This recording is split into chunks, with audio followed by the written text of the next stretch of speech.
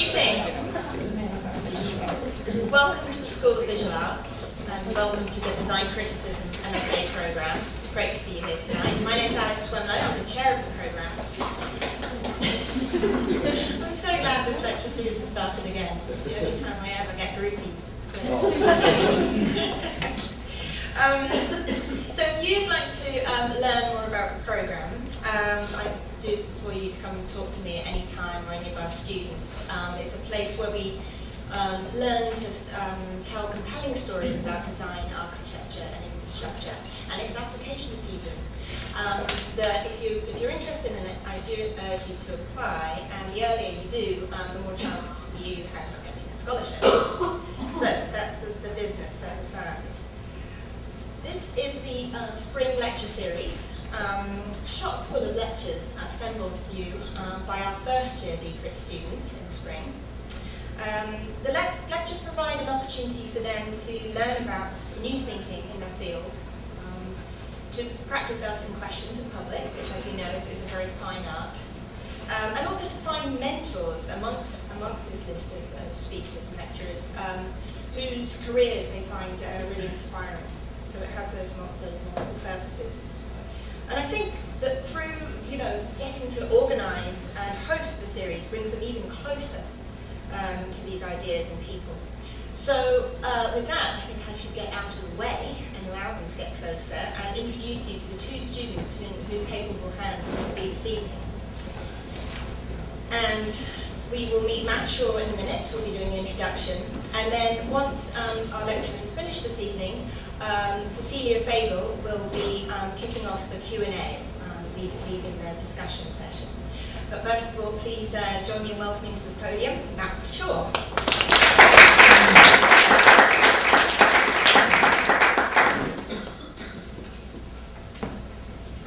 Good evening. My name is Matt Shaw.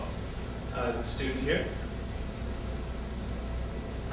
I'm really glad to be starting off the first of our spring lecture series with someone who has been a big influence on my critical sensibility, Betsky.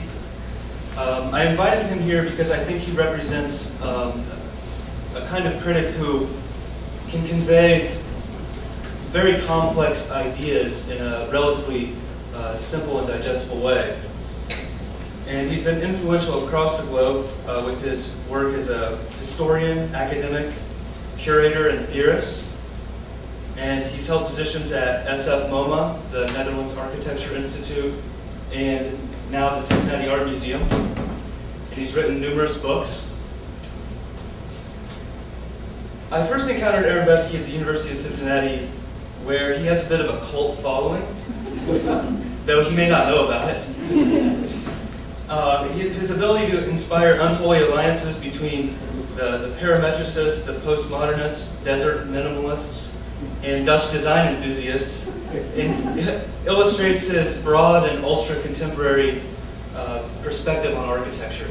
And I think I feel honored to have him here tonight. So without further ado, Betsky.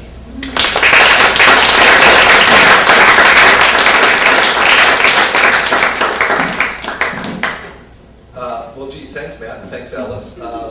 That was a great introduction.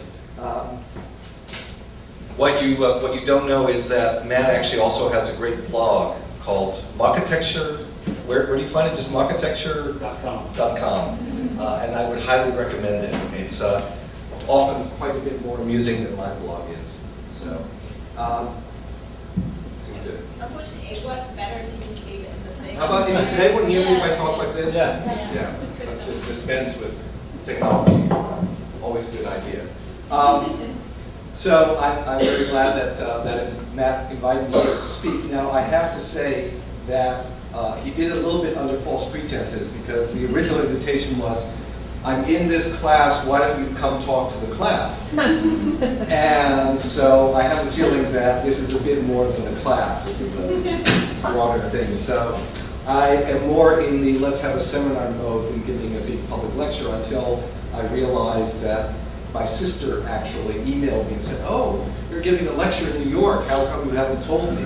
And so I sort of went online and realized that you have good PR here, so. The other thing that you should know before we start is that Matt also asked me specifically to talk about one aspect of what I have done with my life, which is to make exhibitions and to concentrate on the notion of how you show architectural exhibitions. So in the second part of my lecture, I'm going to really focus in on that. And I hope I can get to it because I have a lot of slides to show you. The third thing I have to tell you is that I'm having a bit of a postmodern moment. I've been saying for a couple of years, and speak of the devil, there is my sister.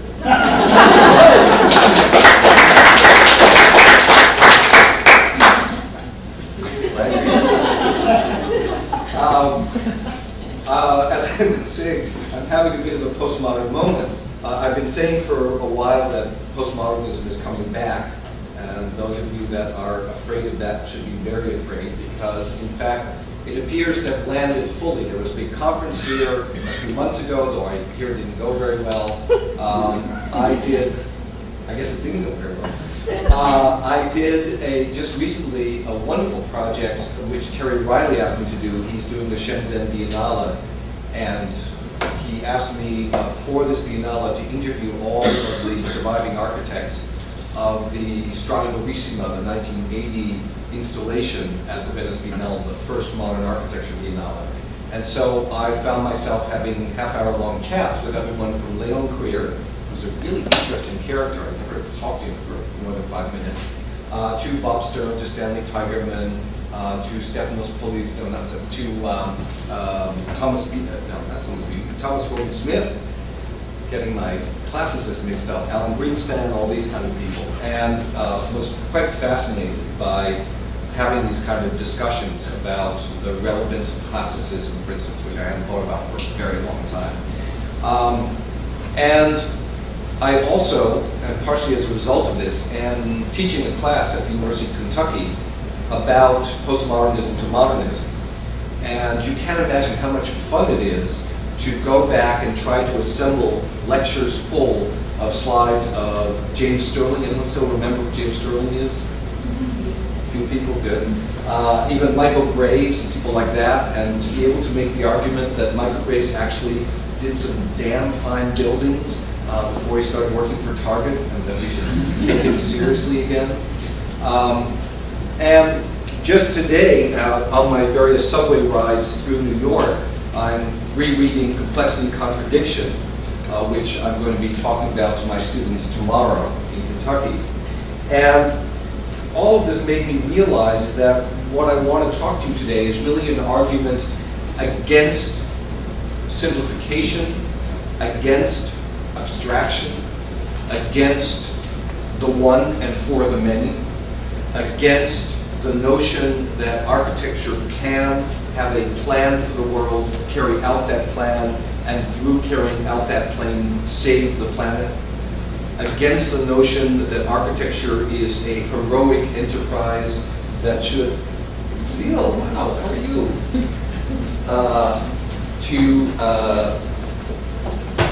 I lost my train of thought. Heroic, thank you, is a heroic enterprise that can, in fact, or should in fact, express itself with large buildings that impose themselves on people's everyday lives. And for a notion of architecture that is much more complex, much more contradictory, and in fact, I would argue that the architecture that interests me is the architecture that does not inhere in heroic buildings, and in fact is assembled as much as possible out of already existing materials, is a messy rethinking of reality in physical means, not the creation of a single artifact. So, having said that, this is where we are in architecture today, I would say. If you're looking, maybe we can have a few less lights here. Dim that a little bit. Yeah, that's better. This is it, right? I mean, this is the state of architecture. I don't know if you realize what this is, but this is Lord Norman Foster's design for the Apple headquarters. Now, it's uncanny how much, of course, this resembles certain prototypes that we do not always think of with great calmness or fondness, like the Panopticon. Except, of course, that there's no place for Steve Jobs to sit unless his urn is in turn right in the middle there. There is instead this completely smooth circle, seemingly unrelated to its site, though of course part of the argument for its construction is that it allows them to tear down a whole mess of buildings and save much more of the natural environment, or rebuild the natural environment. What they don't say is they do that by building a 3-story underground parking garage, and that's how they're able to do it. But it is also an argument supposedly about the environment, which makes very little sense to me given the fact that it's 360 degrees, and that means that there's windows at all sides, and I don't quite understand how this is a good thing for solar gain and all those kind of things, but they claim it's going to be a very super efficient building. But much more than that, this is the man that we still think of as embodying the most advanced thinking in design in our culture. And I mean that because he actually had the power to get these things made. And here is his monument, because he was dying when he commissioned this. And here is the emblem of an American corporation that, depending on what the stock market is doing, is either the largest or the second largest corporation by value on the planet. And it is this completely reductivist form, unrelated to actual function, unrelated to its site, unrelated to the environment, unrelated to clear expression, and in fact so abstract that it's difficult to figure out what it is. And here's the other side of it. I don't know if any of you have been to Grand Central lately, but they took out the old Kodak sign. Well, they actually did that a while ago. That giant Kodak sign that used to be on the mezzanine. And they replaced it with an Apple store. Now, what's interesting about this Apple store is that it's not there. There's no store there. There's at least no physical envelope the way you would imagine a store should have. And of course, that just carries out what Apple stores have been doing for a while, which is reducing the selling to these tables that are embedded with technology that have the objects on them. And then all the real product is hidden somewhere behind a showroom, and if you shell out the absurd amount of money for these little bits of technology, they push a few buttons, you give them a credit card, and they go fetch the actual object. Unrelated to space, unrelated to the enclosure forming or modulation of space. It's absolutely fantastic. This is a store that is not a store. It takes the notion of a pop-up store and turns it into something that is semi-permanent, depending on how long this lasts. This is the future, people. This is where it's going. E-tail or no e-tail, you no longer need the kind of forming of space. And we see this as the very summum of architecture. When I ask my students what the hippest, coolest architecture is out there, and I actually worked with a book by a guy called John Leland on the definition of what hip is, to come up with what they should be looking for. This is the kind of project that they come up with. A building that's a parking garage with moments of retail within it by Hetzer Dimmerl. Gorgeous structure, if any of you have seen it. Unrelated again to function with these very high floor plates, unrelated seemingly to the site. A monument that's not quite a monument because it's empty.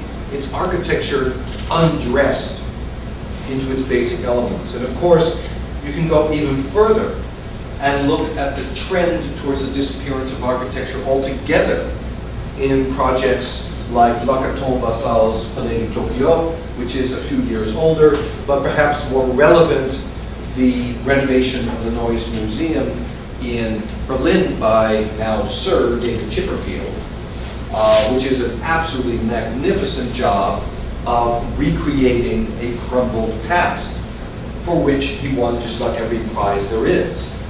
And probably will get the Pritzker in another, if not this year, this is my prediction, within the next 3 years, David Chipperfield will win the Pritzker Award. I'll take a $20 bet on that from anyone. And for this building alone, he probably deserves it. But of course, what's fantastic about it is that what we think of as the traditional shaping of architecture and the will to make your own form, preferably freestanding, has here disappeared. And what comes out instead is a kind of empty space. So let me talk for a second about space and about the notion that architecture is all about space. You know, it's very interesting. Architecture has a kind of mystical core. When you ask most architects what it's all about, they will often say space. And they'll say, oh, it's a beautiful space, or so-and-so really makes beautiful spaces. Now, what's interesting about that is we all nod, and we all know what they're talking about, but we might argue about it. But space is a very funny thing, because I've never seen it, I've never smelt it, I've never heard it. It is, by definition, a void, empty. It is shaped by what surrounds it, defined perhaps by building or some other form of enclosure, but it is itself invisible. And what's interesting to me is that at the heart of architecture, as we know it today, lies this emptiness, lies this sense of nothingness, lies something that should, in its purest form, be completely uninhabited, so we can admire it in all of its purity.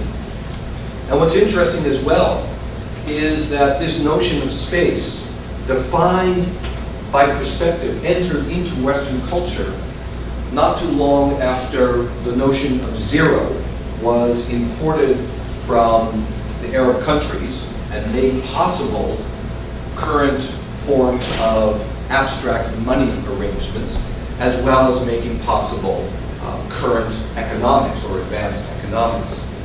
And what it created in the end, that's sort of bizarre.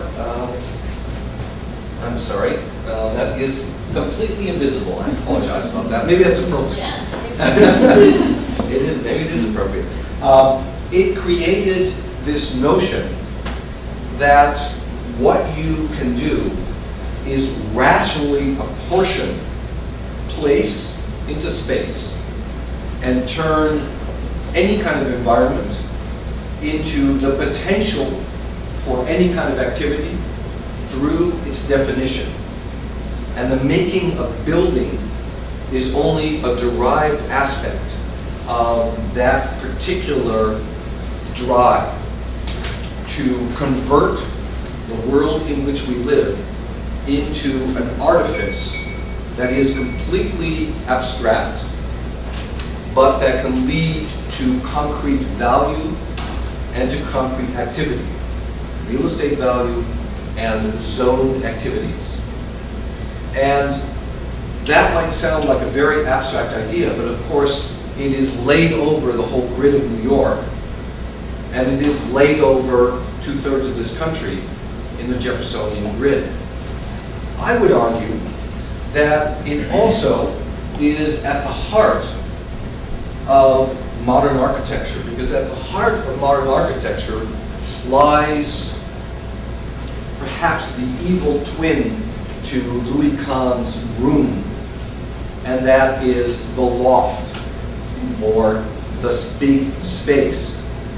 And at the very beginning of modernism, in the few decades after what we think of as modernism was invented in France through a debate about opera and whether one should have modern opera or ancient opera, in Diderot's encyclopedia and in various other chronicles of culture, this loft-like space begins to appear as what makes possible a variety of manufacture and a variety of different productive activities. The loft-like space becomes the ideal that, of course, reaches its apotheosis in the Crystal Palace of 1851, with its giant three-dimensional grid of glass assembled out of mass-produced materials in record time, and well, with only a few deaths along the way, in order to present everything in the world in an organized and completely overwhelming fashion. The urban side to that great room is the boulevard or the street as we know it today. It's not to say just the place of movement, but a newfound kind of space for which the prototype was the ring in Vienna, laid out in the years after the failed revolution of 1848, and laid over the defensive bulwark of the core of Vienna, which had defined that as a place with a clear limit, opening it up to gigantic development. I would contend that this new space, which was a space, yes, of circulation and continual movement, but also a place of appearance, of seeing and being seen, and a place lined by the great monuments to a new culture, was a place for the appearance of a particular kind of people, and that is the middle class. And I would argue that what we think of today as architecture, rooted in this notion of creating this artificial environment, whose module is this completely empty and abstracted space, is the habitat of the middle class, which is to say of those people who do not either belong to the land or own the land, but who float in between and have to make a life for themselves, a living for themselves, as we still say today, but also a world for themselves, have to create their own reality. A reality based on technology, a reality based on that zero that allows you to reckon interest and have fluid money, a reality that is based on the continual reinvestment, development of a world. And it is this world that begins appearing in cities all over the world, and of course is celebrated in art. And it is this world that has as its monuments the great train stations of Paris and London and later New York and Chicago, and that has as its central artifact, of course, the skyscraper with its steel skeleton that defies any kind of solidity and can shoot up endlessly, as Louis Sullivan said, taking the grid and piling it one on top of each other so it becomes a three-dimensional thing. And which leads, as I take you at lightning speed through modern architecture, to the very notion that the man of business, the homme d'affaires, as Le Corbusier called it, could and should in fact create a globe-spanning new reality based on a series of completely flexible modules, loft-like spaces that could be either single homes or could be piled up into skyscrapers that would posit themselves through a wilderness and create moments of order fed by an invisible technology and surrounded by vast avenues of both terrestrial and aerial communication. This is, if you will, the modernist ideal, reaching in the visions of someone like Mies van der Rohe an almost fascist beauty in which human beings disappear into barely visible clouds underneath these giant structures with just a little hint of patriotism in them. And the city itself tends to completely disappear. It is a process of the dissolution of objects and the emergence of a modular reality that in fact is not just a question of high architecture, but that becomes embedded in the way we make spaces, as well as the way we think of fashion and of high art. And I'm always charmed by the way that Jacques Tati in the movie Playtag managed to combine so many of these gridded environments, these places in which the complexity of our everyday lives are led in completely equal modules, and found them in everything from an apartment building to a place where people sit in proto-Dilbert cubicles. It's amazing how prophetic this movie was, to an urban environment which he built as a set in the studio, pretending to wipe out whole sections of Paris. And again, this, of course, is the reality that we have built for ourselves. A globe-spanning set of artifacts that are, in the end, just realizations, in most sense of the word, of a series of gridded modules that are extended either vertically or horizontally and are shaped in order to give a message or to withstand various forces, but that are everywhere more or less the same. And we have made ourselves at home in this world. I always like to talk about the reality in which we live now as W-modernism. I could talk about Banana Republic modernism, or Uniqlo modernism, or Apple modernism. It all is the same, but the nice thing about W is that you can actually live in it, at least for a moment, which is itself representative of how we inhabit and make ourselves at home in this globe.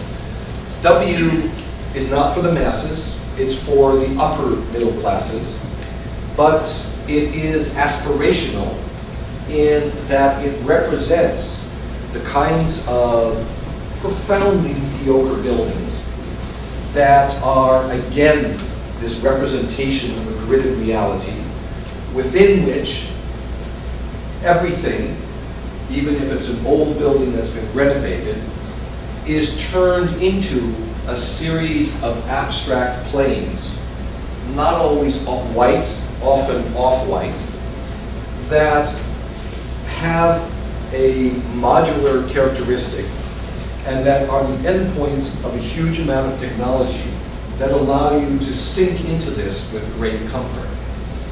I would argue to you that I could make the same statement by showing a bunch of Apple products, but to stick to buildings, I would argue to you that this is the summum of what we have achieved in architecture.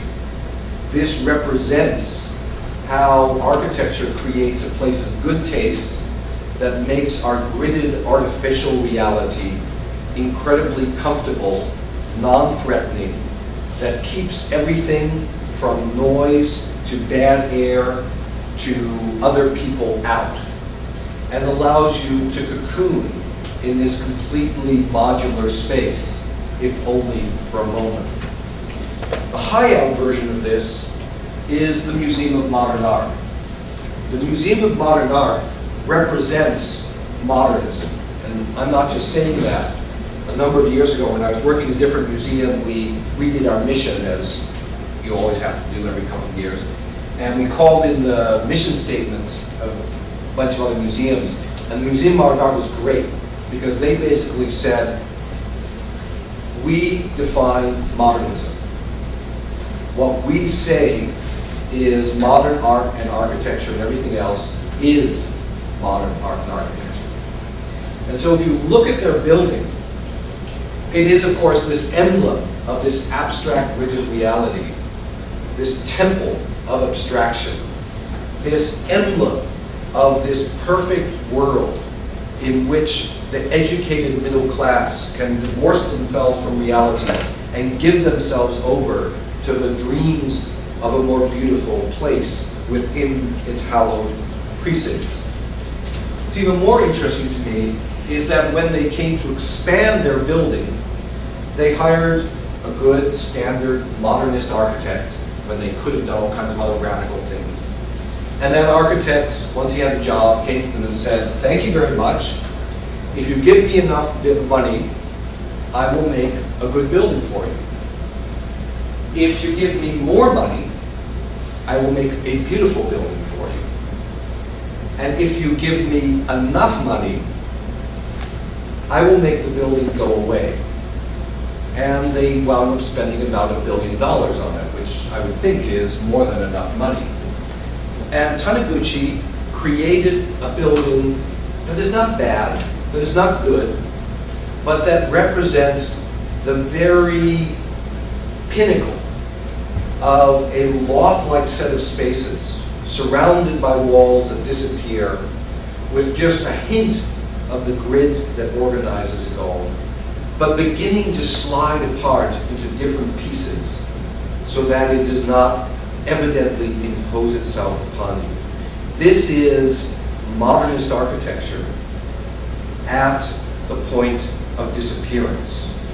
And of course, it has a kind of reality in the world of art, in the white cube to which we find ourselves going as when we pursue our new religion of art. But it also has its roots in art itself. And I don't want to say that I am not fascinated by this kind of abstraction, but I'm most fascinated in it when very interesting artists get to the point that they make us realize what that space is.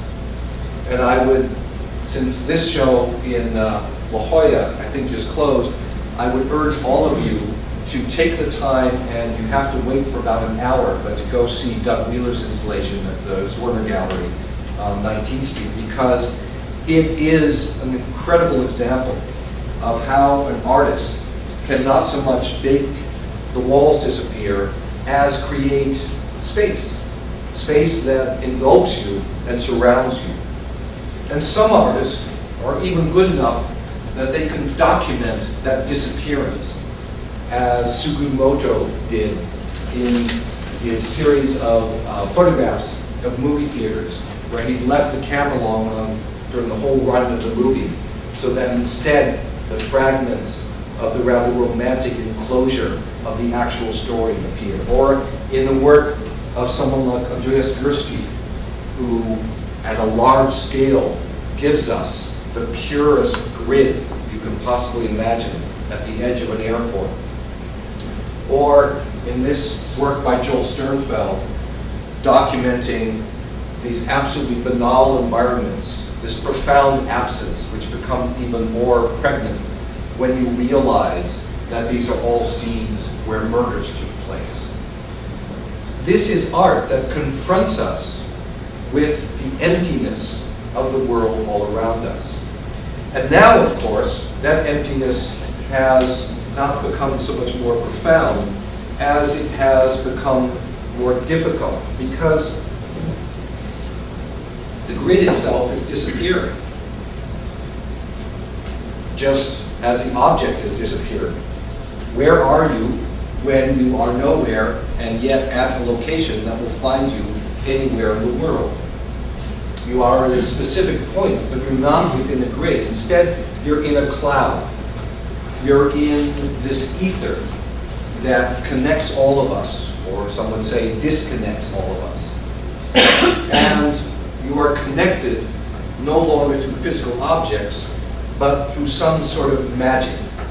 And I use that word because it is impossible to truly understand what connects us when we are just typing on our smartphones, or emailing to each other, or even watching television in a very old-fashioned manner.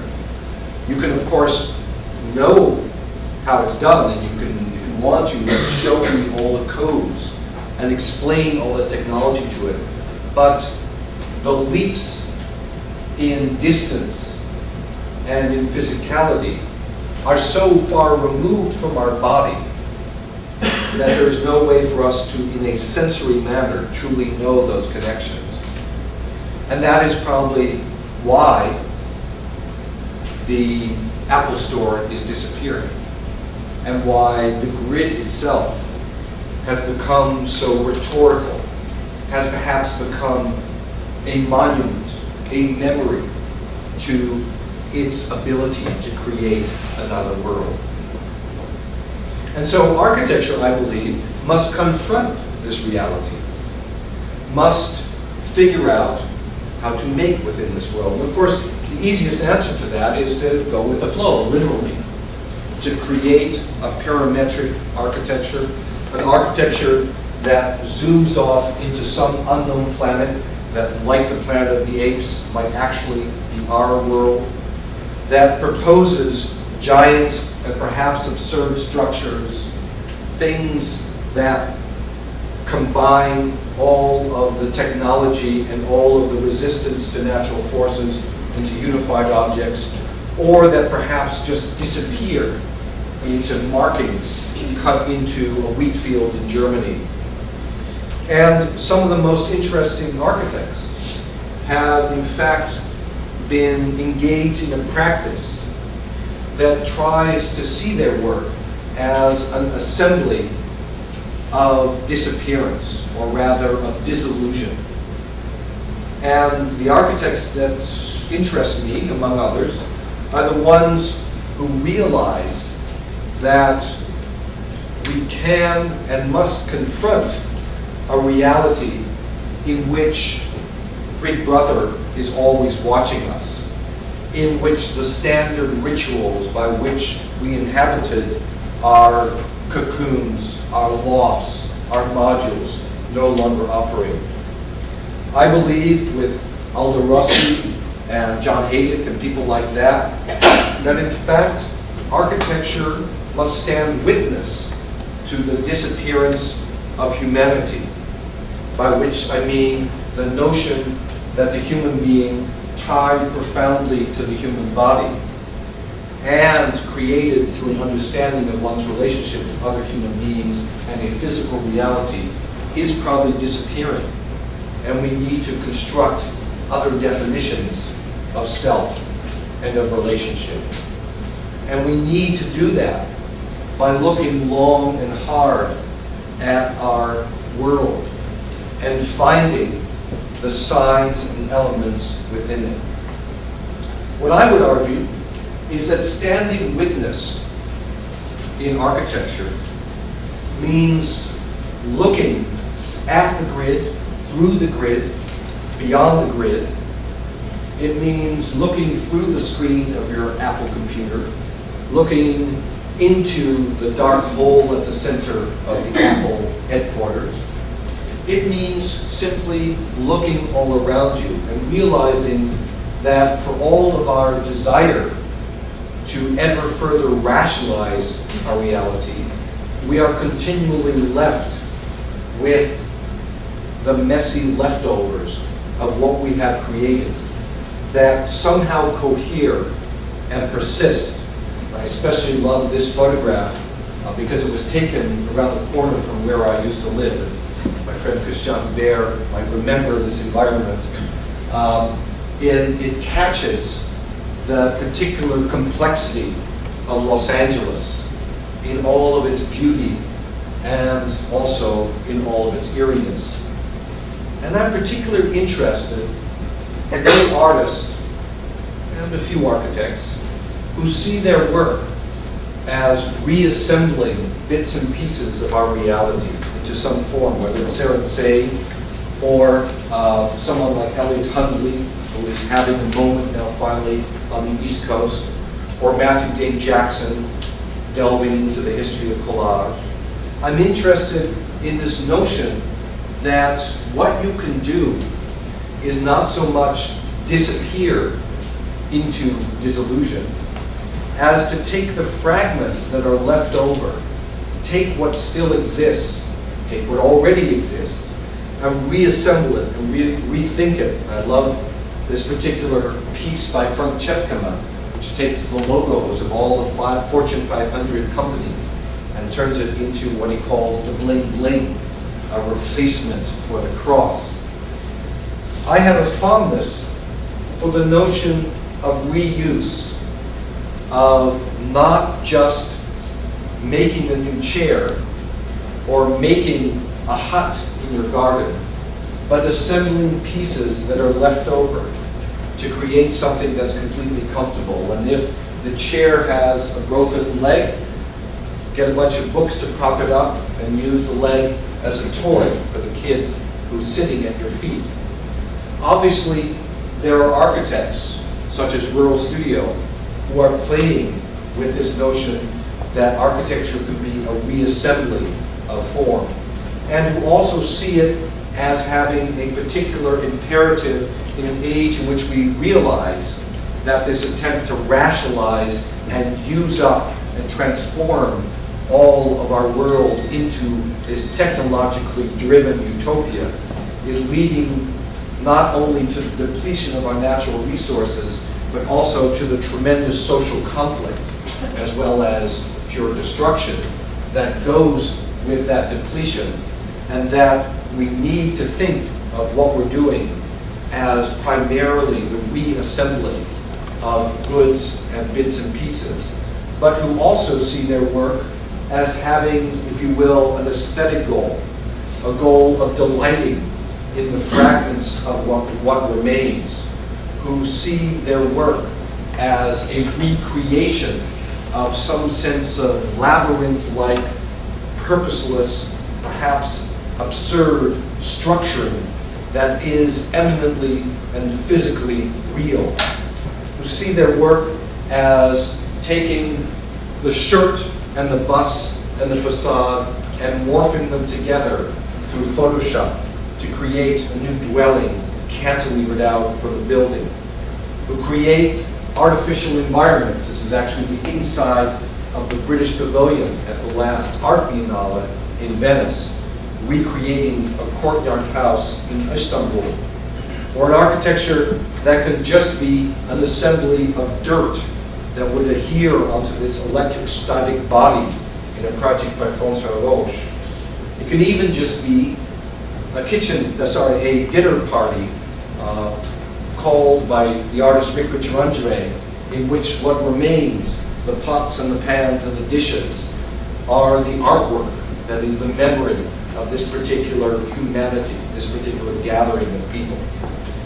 I'm interested in unbuilding rather than building, in the tradition of an architecture that does not propose a more rational object or that tries to create something expressive that would deny the gridded modular reality at its core, but rather that delights in tearing apart what exists so we can see its fragments and let a kind of leaky space appear. The most productive architecture to me is an architecture that is profoundly unstable, that reuses and at the same time destabilizes. What's interesting, of course, is that kind of architecture is becoming very, shall we say, fashionable. It's already working its way into the very core of our society, and against MoMA's failed attempt to build a temple to modernism, there is Lincoln Center's much more successful, allowing itself to be dissected and opened up by Diller Scofidio and Renfro. And of course, the greatest success story of them all, right here in New York, is the High Line, with its recuperation of a piece of circulation that delights in the various perspectives that it gives you on that completely modular and abstract grid. And the spaces that interest me most around the world are most often recuperated parks, like the Duisburg Nord Industrial Park outside of Duisburg, or this particular set of little interventions in a series of villages in the middle of Sicily. All of this leaves architecture as a kind of ghost, as a kind of memory of building or enclosure of space. And it leaves it, if you will, to make a kind of fish, a kind of absurd fish. And I love showing this particular fish lamp by Frank Gehry because he made it as, on the one hand, a bit of psychoanalysis. He was heavily in therapy then. And in making this lamp, he liked to tell this story about how, as a little child, he played with a carp that his grandmother would bring home and put in the bathtub until the same grandmother would take it and kill it to make gefilte fish out of it. A story that he later denies ever telling, but that is luckily recorded, so he can't deny it. But that tells of the notion of architecture as a kind of autobiography, as a kind of desperate, if you will, attempt to restate your humanity. But it also, for Frank Gehry, is a very serious attempt, because he also talked about this fish as coming out of his fascination with the making of a form that was neither a grid nor an emblem of perfection like a circle, but was rather, as he put it, a difficult oval or a slippery form, a kind of ideal that was smelly and leaky, which are words you might remember from some of the architectural criticism of the late 80s and early 90s. A sense of the dirty history of architecture that might predate the grid and its impositions, but that has always remained, as Mark Wrigley famously said, right there in the cellar, leaking up like sewage smells into the clean white spaces of modernism. It's architecture that is like a kind of blur, a blur that is not quite a building, that is fed by technology, and yet that creates a place of otherness. What's interesting about this particular blur building by Deus Scofidio Renfro is that it actually was meant to be a place of exposition. The program that they had was to create an exposition of Switzerland. And in fact, of course, what they wound up doing is making Switzerland into this completely obscure thing. And I've long been fascinated with Dylan Scofidio, but also with this notion of architecture as something that doesn't necessarily house things or solve problems, so much as it makes us aware of, presents souvenirs of, stands witness to the kinds of contradictions, the kind of lies that we suppress in order to have our rational, middle-class, global world. And it's that kind of work that I've been interested in exploring in my exhibitions, but I realize that I've gone over my limit, so I'll leave it up to you whether we leave it at that or whether you want me to talk about exhibitions. Is there a way you could just talk about a couple of exhibitions? All right, well, I'll go, let me see. Tell you what I'll do. I will skip over San Francisco, although there's some really wonderful projects in there. You want me to go back? Yes. All right. I'll go back to a couple of projects. I won't show you all. I won't talk about my exhibition on sneakers and things like that, but this was a wonderful project that we did in which we commissioned a number of architects to think about the art museum as this supposedly neutral abstract container and ask them to attack that neutral container. And Candy Violich did that quite literally by showing the actual way in which the whiteness, the blankness is achieved and its gridded quality, and then making it material and turning it into a highly fetishized object.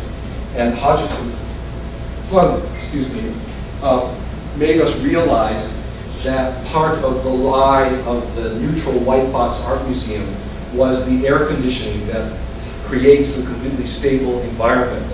And of course, it has its own rhythm. So they connected a bellows to the air conditioning system with the idea that when it breathed out, it would make this organ-like mouth create a sound. Turns out actually it wasn't quite enough pressure, so we had to pump up the pressure in the air conditioning, which they only would let us do periodically because then we would mess with the balance for the other artwork. But so now when we got them to do that, it made this rather glorious sound. And there you can see the bellows as well as this object by Rob Quigley, which tilted as you tried to go from gallery to gallery, and this wonderful sensuous piece by Kuth Raniere, who undressed the museum and found its rather sensuous skin and then made a place where you could lie down and tell a friend or maybe even a stranger all your deepest, darkest secrets and get them all out of the way. I collected and showed strange objects like this female urinal. Well, there's a whole other story there, but this was one of my favorite projects. This was John Bielenberg. John Bielenberg was one of those people who, for about 4, 5, maybe 6 months, I don't know, do you remember, Lucy, how long it was? Went from being your typical starving graphic designer, and for that 6-month period, it was worth about $10 million. And then when the internet bubble collapsed, all the $10 million disappeared, and he's now living in Maine somewhere, I think, being a sort of woodsy graphic designer. But during that glory period, he thought this was also so absurd that he created a fake company called Virtual Telemetrics, complete with its own annual report, with posters advertising it around the city, with a board, with all of the pamphlet that the company needed. And for the opening of the exhibition, which was the only physical appearance of this company, he laid all the shares out on a table, and you could take the shares with you. So it was the final glorification of the absurdity of the internet bubble. My favorite project, though, was this wonderful piece by a group called Interim Office of Architecture, which I again said, make a project about the museum as an object of knowledge, as something that pretends to teach you something. And that's actually according to the IRS what museums do. We are educational institutions, so we're supposed to teach something. So they created this device called a gnomon. A gnomon is a device for knowledge. A sundial is a gnomon. And in this case, it was a 20-foot long blob around which images projected from the inside rotated that might seem vaguely familiar because they were mainly childhood cartoons assembled by a graphic designer called Tom Monaro. And the thing had an algorithm built into its motion, and when it sensed your presence, it would either come towards you or go away from you in a completely unpredictable way. So it was like a pet that you didn't know whether it was going to bite you or run away from you or come up and lick you. And then to make it even more complicated, they put a GPS device in it, but this was in the early days of GPS when the US government was afraid of telling you exactly where you were, so they built a fudge factor into it. And so it was always asking the GPS where the center of the room was and always getting a different answer. So it was always looking for home and never quite finding it. I then moved on to the NAI and did more standard exhibitions. I won't talk about those. So this is interesting. I came to believe that the most interesting architecture was being made in the one place where you could spend up to $5 million on 5 minutes of experience, and that was, or less than 5 minutes of experience, and that was in music videos. This was at the end of the glory period of music videos when directors like Mark Romanek and Stéphane Sedelouis were working for Madonna and Michael Jackson, people like that, and spending $5 million to create one music video that created these absolutely fantastic environments that just put architecture, in the sense of making buildings, completely to shame. So I showed those at the NAI and showed all the artifacts on clotheslines like you have in at your dry cleaner, where they call up your clothes by punching in a number, so nothing ever stood still. This was a great exhibition. We did a show of OMA's work, basically without OMA, because Rem Koolhaas, being the not very nice person he is, didn't want to collaborate with us because he was mad that he had never gotten the commission to design the Netherlands Architecture Institute, and was mad at me because I wouldn't agree with him and write an article for the newspaper that NVRDV had stolen all of his ideas and should be wiped off the planet.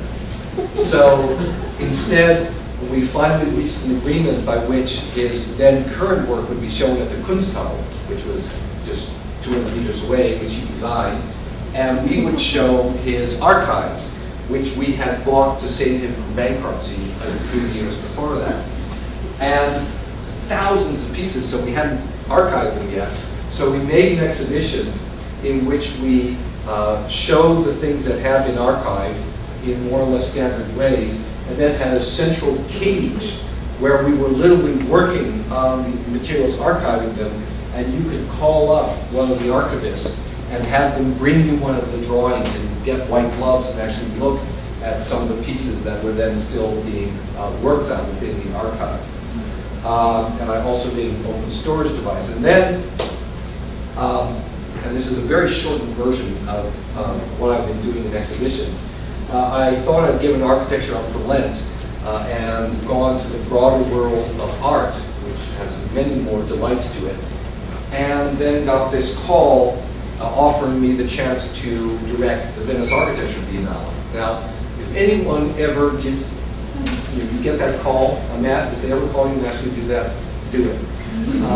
It is the most incredible thing that can ever happen to you. And if you have not been to the Venice Architecture Biennale or the Art Biennale, I would highly recommend that you do it, that you save all of your money and go to the next one, even though the next one might be a little bit, how do I say it, more conservative because it's being directed by Sir David Chipperfield. But these biennales are unequaled assemblies of everything that's going on in the world of art and architecture. They are incredible events, and really, if you haven't, you should go see them. Only problem with doing one is once you've done a biennale and had a chance to fill 160,000 square feet with what you think is going on in the world of architecture, it's kind of difficult to imagine what else you're going to do after that. I'm still working on that one. So I was given the Biennale, and I realized two things. First of all, the Biennale is a spectacle. It's not someplace where you go and look at lots of buildings. You look at lots of exhibits about buildings. And so you have to confront the kind of spectacle. How do you create a theater, if you will, that will seduce people into looking at buildings? And moreover, I hate architecture exhibitions. I've done over 100 of them. I'm not sure that any of them have really worked, because what you wind up doing is showing, as I like to say, postcards of the Mona Lisa. You're showing photographs of buildings that are elsewhere, tiny little scale models which you have to imagine what it's like to be in there, or process drawings that the nerds in us might like, but that mean absolutely nothing to anyone else. It's a really rather absurd enterprise. So you have to come up with some way of making the architecture present in the object.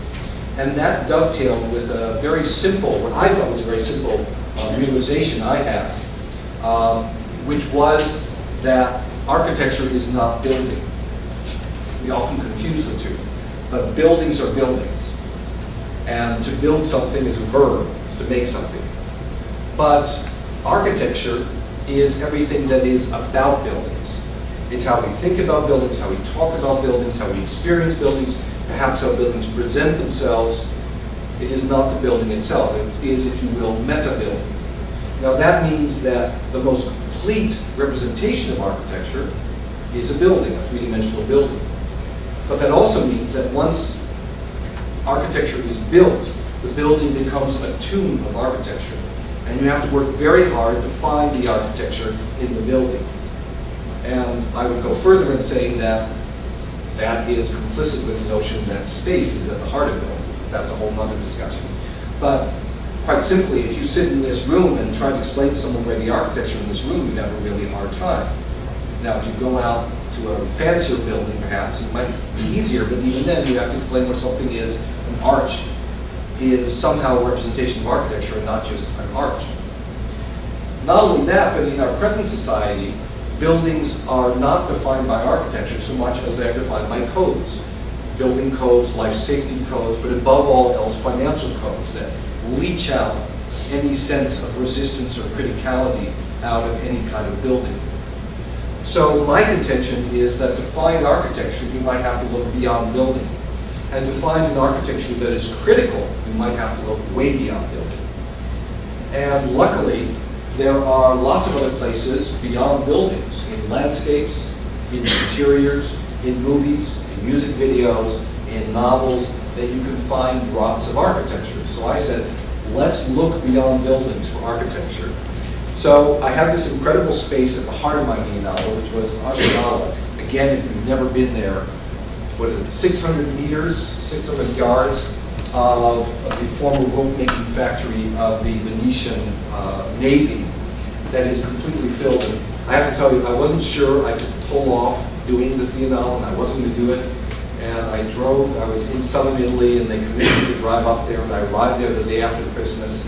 And this guy met me, this guy Max, who became one of our good people that we worked with there, and it was freezing cold, we're all bundled up, and he took me to the Arsenale, which you usually only see completely filled with people and with objects, and he opened the big creaking door, and he went like this, and he said, here, so you just fill this.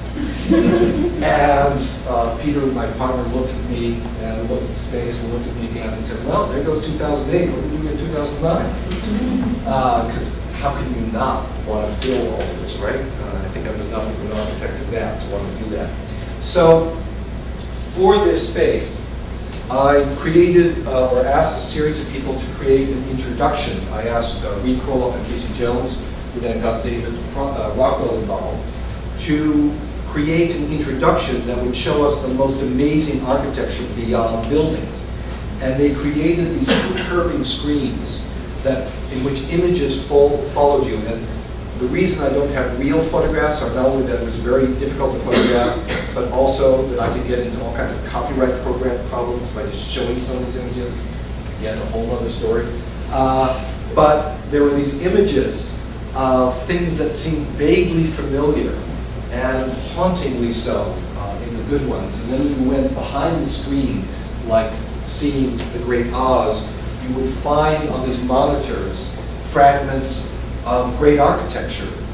Blade Runner, of course, 2001, of course, Transformers, of course, but Terminator, of course, but also The Wizard of Oz, also the old Sesame Mill movies, also It's a Beautiful Life. All these great movies and television series in which the world has been given back to us, transformed, be better or worse, but certainly made more memorable, turned into a witness of our reality. And then beyond that, I asked about 60 architects what I thought was a relatively simple question, which is how can we appropriate, domesticate, and expose those systems which are mainly of a technological order. I've got that wrong around. How can we represent, appropriate, and domesticate those systems which are mainly of a technological nature that control our daily lives but remain invisible in such a manner that we can be at home in the modern world, which for me was a kind of working definition of what architecture should do. And out of the proposals, we picked 18 to create these installations at the Biennale, and they range from this armada of air conditioning and air purifying systems by Antelou to this series of morphed objects that Asymptote created by combining cars, washing machines, bodies, and their fragments of their own buildings into this continually changing form that also altered with light conditions that always were changing. Called Himmelblau realized this 1968 project of a giant brain that you walked into and grabbed two paddles and would measure your heart rate and your blood pressure and cause the whole room to pulsate with light and sound, extending your body into space. Zaha Hadid created this spider-like form, which she of course called a lotus, that was all of the elements that you need to be at home in the modern world, from a bench to a couch to a bed to a desk to the prototype of a kitchen that could enfold itself in any environment. And UN Studio made the most perfect embodiment of their notion of a slippery ideal, which is of course the Mobius strip in this object called the changing room, in which they got a whole bunch of German engineers, I kid you not, in white lab coats, grinding this thing down for weeks to make it absolutely perfect. And then on the in-show and sideshow videos of people changing clothes, which perhaps was an ironic moment. Frank Gehry did this incredible construction that went back to his days in which he said that a building under construction is much better than when it's finished, and then had these highly trained Venetian craftsmen continually applying this plaster, this clay coat to create this kind of invocation of the billowing forms of which he is so fond. Panasius and Mujina, a team from Croatia, took my challenge quite literally and created this chessboard of all of the technologically fed pieces that allow you to survive in the modern age. This was the biggest failure, and also the one that, of course, got the most publicity for obvious reasons. This was a project by Philippe Ram, who wanted to create a completely virtual environment by suspending a very cold plate, which you can't quite see here, made out of steel, over a very hot plate that was on the ground, and the convection would turn into a kind of steam that would create a virtual environment. And when it turned out that the space, the medieval space, defeated him because it was too large, technology defeated once again, he turned it into a kind of take on the Déjeuner sur l'air, with a series of active musicians lounging about in déshabillé to create a spectacle, which I guess was appropriate. Vicente Goulart, an international architect, the Independent School of Architecture in Barcelona, created this show on Internet 2.0, embedded Internet, in which everything was addressable both in the room and around the globe through a website, and the objects themselves disappeared into plexiglass. And the real point of it was an all-night party at the opening of the Biennale, in which he flew in a stylist and a DJ from Barcelona and created these shots and these movies that to him were the embodiment of where we could be going with Internet 2.0. The Morning Line by Matthew Ritchie, together with Miranda Lash, this fractal fragment that could grow out to take over a whole universe, which he saw as a quasi-utopian construction. And then against that, Eric Adedard's rather ominous cube, which again was very difficult to photograph, which would track you from several hundred feet away, assign an emblem to you, expose that emblem on the wall, and then turn it into a three-dimensional object on the reverse before allowing it to dissipate with the dry ice over time. This won the Golden Lion for Best Project, to some of our surprise, by Greg Lynn, computer designed program, a computer program designed to cut apart children's toys and turn them into building blocks for furniture or a whole city. Dwok Design, who looked at social trends and realized that someday soon we will all be living alone, and then figured out how you could create objects that might connect you, allow you to live together. Dello Scafido and Renfro had wanted to do this incredible project where they were going to pipe water directly from the canals into the Arsenale and then distill it to make coffee out of it. And the health department wouldn't let them do it, not because they couldn't, because in fact they showed how all the technology could work, but because the Venetians didn't want to publicize how dirty their water was. So instead they did this project in which you sat down on a gondola and you saw in front of you and behind you this wonderful scene of Venice that you would see by gondola for all of those who don't want to spend the €100 it takes to ride on one of those stupid things. And you got this wonderful view of the city, except of course you were only so now and then seeing Venice, Italy, and the rest of the time you were seeing Venice, Macau, or Venice, Las Vegas, or any of the other Venices that have been recreated all around the world. Educational project by Barbara Leidinger, by which you could create literally your own space, but also your own landscape out of these modular tubes.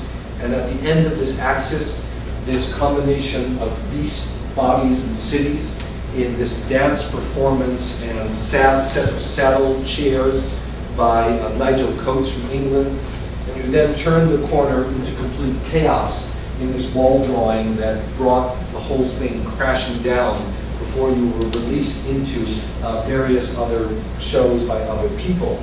It was pointed out to me, however, that despite all my protestations, I was still proposing a kind of utopia. So I said, well, if that's true, then I'm going to commission a utopia and ask the landscape architect Catherine Gustafson to create a new Eden next to the appropriately named Garden of the Virgins. And she made it two-part, one which was a newfound Eden, which was urban gardening, and in fact, we harvested all the tomatoes and all that to make food for the opening. And then as a second part, this yin and yang symbol that was an emblem of perfection, surmounted by this cloud held up by helium balloons that her represented the saints and Mary going off into heaven. We then went to the Italian pavilion, which I filled basically by going to my students at the University of Cincinnati and saying, this is experimental architecture. This is how I define it. Now find me 50 examples of it. And then I stole all their work and presented it at the Biennale around a core of a design by Herzog de Meuron and Ai Weiwei of this bamboo installation. And there just assembled experimental architects from around the world doing these wonderful objects, these great fantasies, this reuse of existing buildings, these pleasure palaces grabbed from the city around them, and especially focusing on the reuse of existing buildings. And as all of this came together, it became clearer and clearer that how we survive in this world by reusing what we have became a central theme in more and more of the installations, often quite literally so in the work of 212 architects or in the work of Low-Tech right here in New York, and sometimes leading to either rather utopian projects or to very specific proposals. You might recognize the High Line before it was built, or some of the early parklets that now have spread all up and down the West Coast. At the opening of the Biennale, Jeremy Rifkin came and got all the architects to sign a pledge saying that they were going to create buildings that were zero, and not only zero emitters of energy, but also, including construction, would be net producers of energy by the year 2020. So the whole thing had this kind of utopian flavor to it. And if you then move beyond the pieces I assembled, you had all the different countries doing their displays. And I had very little control of them other than when I could do some politics, as in this wonderful project by Lithuania. Lithuania, of course, doesn't have a pavilion. In the Venice Biennale, all the big countries have their own big pavilion where they show their best architecture or art, depending on the year. A small country like Lithuania doesn't have one, so instead they created a reproduction of the gas pipeline being built between Russia and Germany through Lithuania, and built it between the German and the Russian pavilions. And the real story there is the amount of negotiation I had to do with not just the curators, but the ambassadors and the ministers of these countries who hated the idea, and somehow we tricked them into letting them happen. But the Golden Lion went to Poland, who perhaps in a rather prophetic way said that all of this absurd experimentation and all of these incredible constructions were going to come crashing down. And of course, this was September 2008, so it turned out to be true.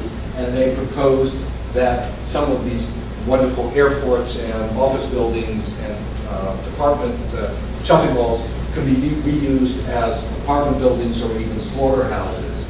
Of course, the real irony is that of all the countries in Europe, Poland was the only one that didn't have a recession, so it didn't happen.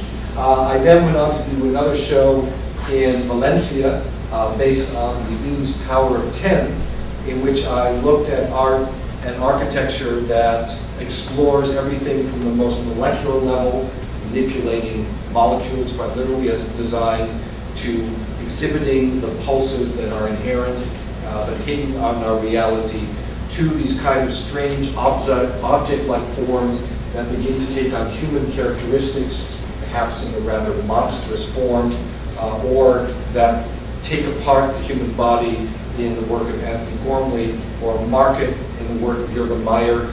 He actually got one of his clients to get this as a tattoo on his arm, and then had the client show up at the opening as the exhibit of this piece, which is rather remarkable. and then move beyond there into the world of objects that move beyond the scale of the body and that are assembled out of bits and pieces. This was before El Hanatsui got really, really famous. I was really flattered today. He asked to friend me. I was like, wow. Taking those leftover cans and turning these virtual buildings.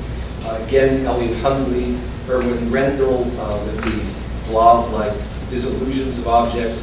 And then moving from the object into the scalable landscapes, this assembly again by Roche, and another project that was also in the Biennale and won an award there, assembling whole neighborhoods. Teddy Cruz bringing together in this spiraling motion the landscapes of San Diego and Tijuana, Los Carpinterios unfolding the landscape, this beautiful set of projects which dissolve reality altogether, and then moving up into the cosmic level with, again, Matthew Ritchie, and then on to Mark Bradford and his maps of Los Angeles and America, and Julie Meritu's globes, and finally a kind of mandala that Ryan McGinley made, day-glow mandala at the very end of the exhibition. It was really in this exhibit trying to show how this kind of art creates alternative orders, alternative ways of understanding and belonging in the world. And I was very happy to see some of these explorations continuing in the world in the Biennale that was done by Shijima now almost 2 years ago, including these wonderful biomorphic landscapes in the Canadian Pavilion. And it was probably my favorite project, which was by a Belgian collective called Rotor, took over the pavilion and said that we have dreamed for so many centuries now of creating this pure, artificial, human-made environment that we are going to create through all kinds of technology, not just through the technology of physics, but also through chemistry. And the reality of that world is not those white grids, is not the empty space, is not this utopia that we thought we were going to have. The reality, what we actually made, was artificial materials, was linoleum and concrete and steel and all of the bizarre plastics that become ever more sophisticated. And out of these, we made the reality of our world. And what's ironic is that these things then take on the mark of human habitation. And so they took fragments from buildings from the 1950s and 60s and showed how these bits of these cocoons, these modular environments, these things that were supposed to be completely standardized, took on the mark of human habitation and became a sort of strange witness to our humanity. So to wrap it up, first of all, what we have to remember is that no matter what we do, however much we try to create an architecture that is critical or that will stand witness or that will embed itself onto the grids of our world, advertising does it better, and whatever we do will be appropriated. So it is perhaps better to do a kind of absurd architecture. And I was very happy that some of the old lions, Stephen Hall and Richard Meyer and Peter Eisenman, came together to create, if you will, a very retro project that reeks of the experimentation of the 70s and 80s, that makes us aware of the absurdity of the grid, of the ambition of creating a whole globe-encompassing reality, and yet that is also a mark to the disappearance of the Twin Towers, a disappearance of all the lives with it, that is like a giant grave marker. And if I think we're going to make anything that looks like a building, I think it should either be this kind of absurdity, or it should be my favorite art object, the slab out of 2001, the slab that always ever changes everything, makes us human, and perhaps destroys us as human beings. Thank you.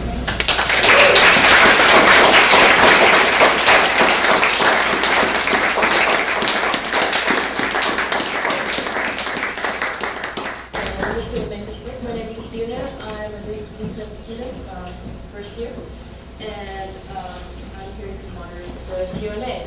We're going to make this quick, so I had a long question, but I'm going to talk to you when we go over drinks afterwards. So I'm opening the floor to you guys.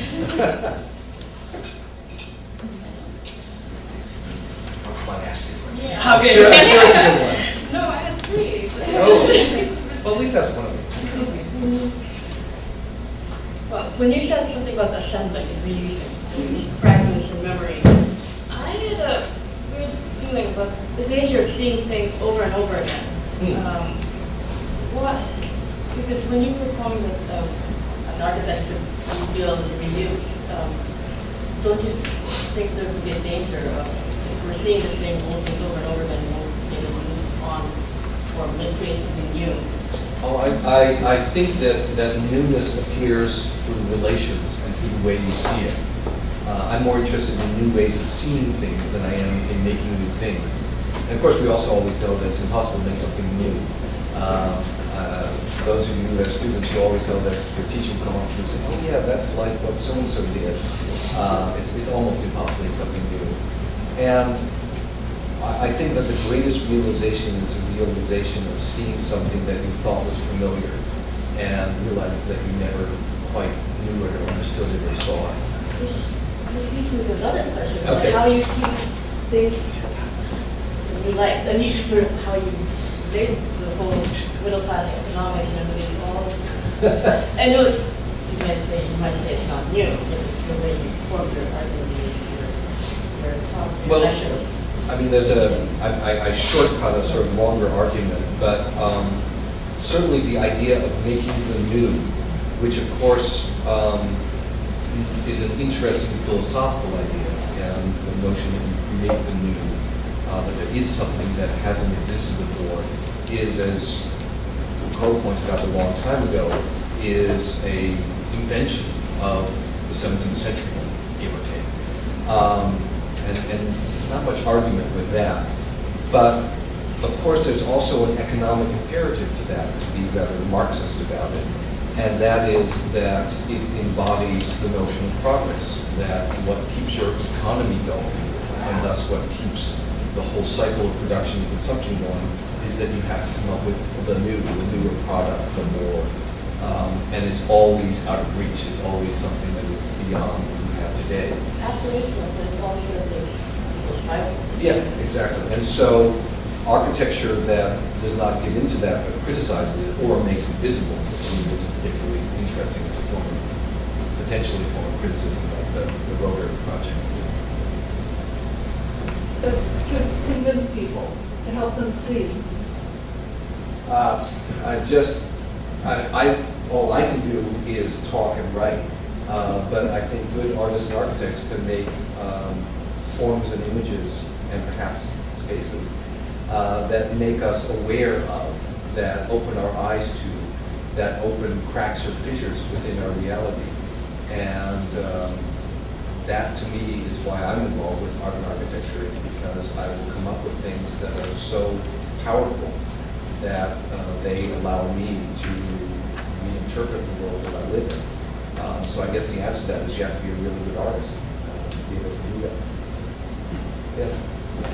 I mean, in the beginning, your thesis seemed to start with this idea that that architecture shouldn't necessarily take itself so seriously. Right? It's almost like lighthearted, right? It sounds like a nice humbleness to it. And then you proceeded to show a bunch of art, and in a way, art seems to be the most self-serving field of all fields. So, hate to say it, I'm an artist. I love myself. So, do you think that there's a danger in going down that path? I mean, there's something wonderful about that idea of like architectural criticism and like blending in and respecting. But is there a danger in going down that path too far? It's interesting. What I would say, I'd like to say that as an art museum director, I have an imaginary sign above my door that says fetishization, not objectification. It's of course not something I could ever have because no one would know what that meant. But for me, it means that what interests me and why I talk about things and why I think what interests me about art is its ability to fetishize, its ability to create objects that exactly are made precious and holy, meaning that they take our attention, and then you can have a whole Benjaminian argument about whether that's good or bad, but at least it's a starting point for that kind of discussion. And so I'm very interested in that kind of fetishization and how artists do that, how architects do that, but also how art museums or people who put exhibitions together do that. That's for me a starting point. It's not an end point, but it is a starting point for that kind of discussion.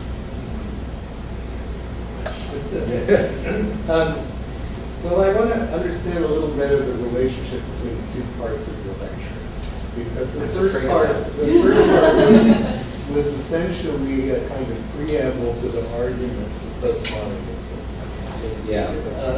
And which, of course, at that point, when it was made in the architectural culture, led to some essentially reactionary positions. And so having heard that entire preamble and feeling that it was going to lead up to what we are rejecting, it in fact switched over into this quick run through your exhibitions.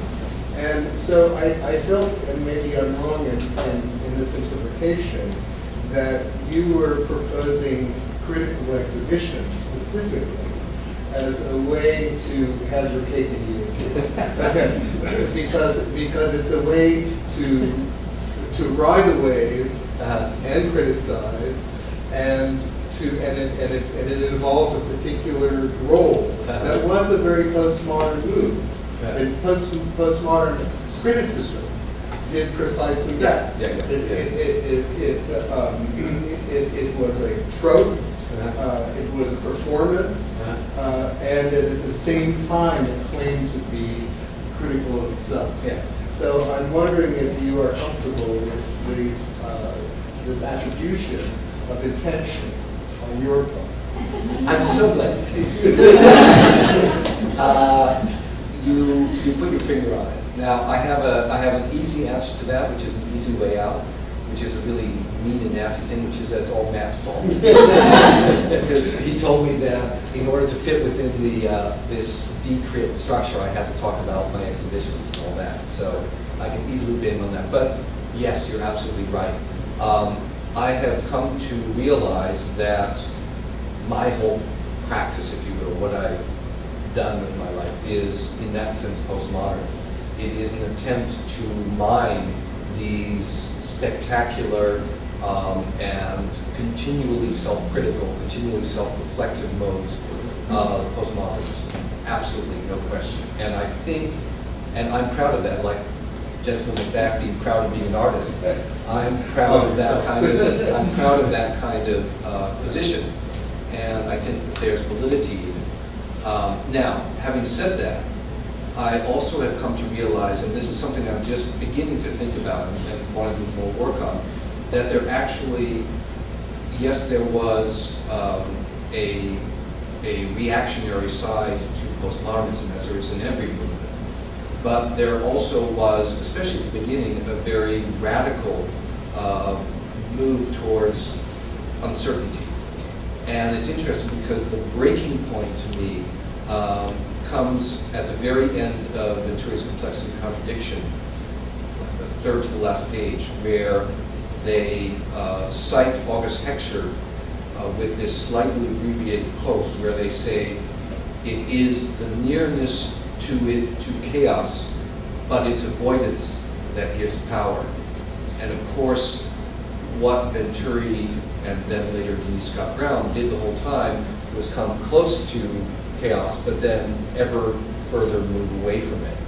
And it's that moment where postmodernism, in fact, moves away from bad taste and moves away from true contradiction and becomes involved only with a kind of delicacy of poise that criticality begins to seep out. It's interesting at the Victoria and Albert exposition on postmodernism, which is a difficult but interesting exhibition, they blame it all on sellout. they have this wonderful build-up of everything from the punks to all the weird kind of bad taste experiments that are going on. And then they say, something comes to me like, it's a line from one of the pop songs that says, big money moves in.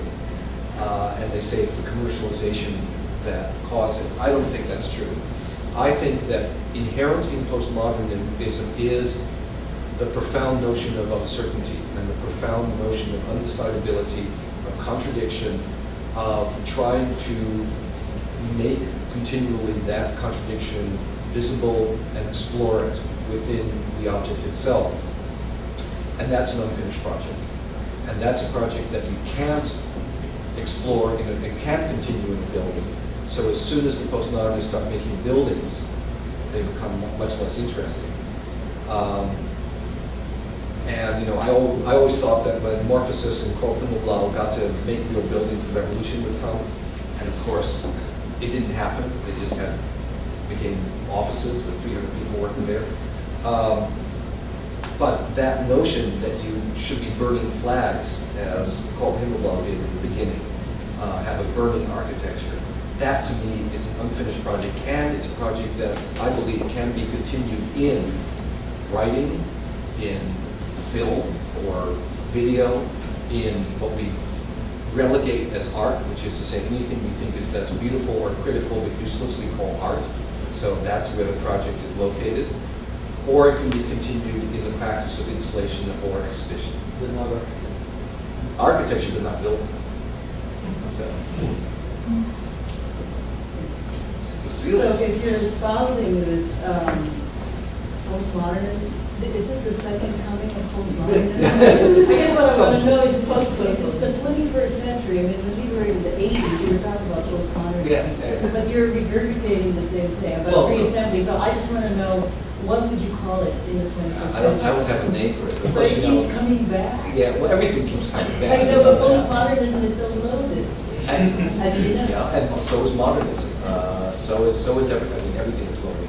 I think, of course, most serious sort of cultural critics or philosophers, or whatever you want to call them, would argue that postmodernism is not a movement, it's just a definition of a particular phase that we are always, by definition, in. Or other critics would say that postmodernism is a conceit because modernity is the continual present, and modernism, any attempt to give shape to it, is a continual project that always goes on.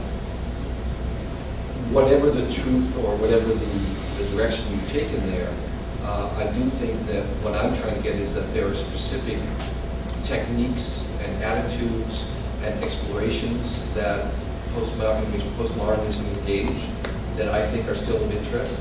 And I'd love to do this lecture in graphic design and look back at some of the experiments of people Ryman or people like that, and think about what we can still learn from those things. Because I think, again, rereading complexity and contradiction and looking seriously, again, don't laugh at the early Michael Gray's work. It's amazing how much can be mined from that kind of reality. So part of it, yes, is a mining of very specific objects and very specific ideas. Another is just a realization that it's a continual project. And Matt, we are going to continue on to our studio, Okay. where we'd like to invite all of you for drinks. And please give me a hand.